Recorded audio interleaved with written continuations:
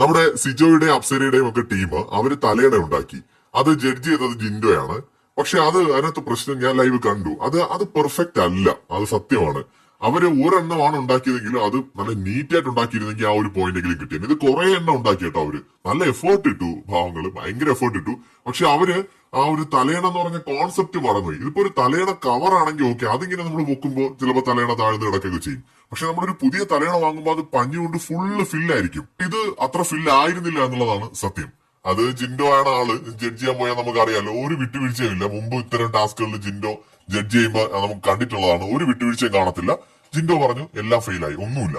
അത് കഴിഞ്ഞിട്ട് ജിൻഡോയുടെ ടീമിന്റെ നോക്കാൻ പോയത് അഭിഷേകാണ്. 3-4 തലയണ അവർ ഉണ്ടാക്കിയുള്ളൂ കേട്ടോ. പക്ഷെ അതിൽ 2-3 അടിപൊളിയായിട്ട് ഉണ്ടാക്കിയിരുന്നാൽ ഒരെണ്ണം പെർഫെക്റ്റ് ആയിട്ടും കണ്ടു. പക്ഷെ എന്തുകൊണ്ടോ അഭിഷേകും പോയിന്റ് ഒന്നും കൊടുത്തില്ല. കാരണം അവർക്ക് ഇതിനകത്ത് ഒരു ഗെയിം ഉണ്ട്. അതുകൊണ്ട് തന്നെ ഡെൻ ടീമിനും പോയിന്റ് ഒന്നും കൊടുത്തില്ല. അൻസിബയുടെ ടീമിനെ നോക്കിയത് സായിയാണ്. ആക്ച്വലി 3 തലയണ